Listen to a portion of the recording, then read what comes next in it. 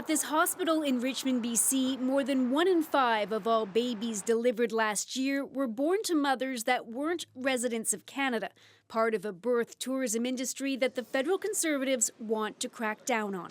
We should fight for our own babies. Thank you.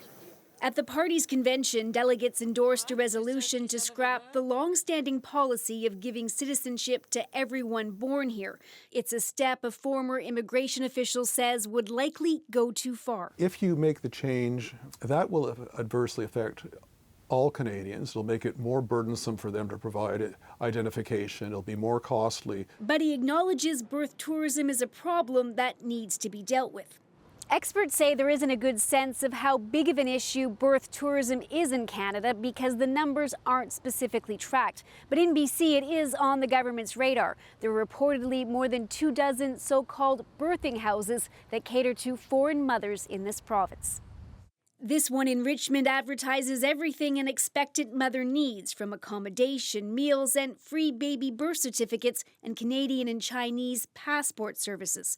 A researcher who has interviewed some of the foreign mothers says most plan to raise their babies back in China, but they deliver here to get a coveted Canadian passport for their child. Because they pay their own money for the medical health, and after giving the birth, they brought their children go back to China immediately. Part of that value system. But Gary Liu says it's a matter of fairness. Canadian stands for certain values. He's part of a group behind a petition calling on the government to use the laws already in place. Let's enforce bylaws, local bylaws. Local bylaws like, for example, in a residential area, you cannot have a birthing hotel.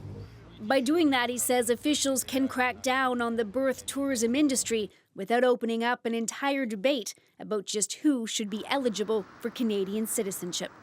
Briar Stewart, CBC News, Vancouver.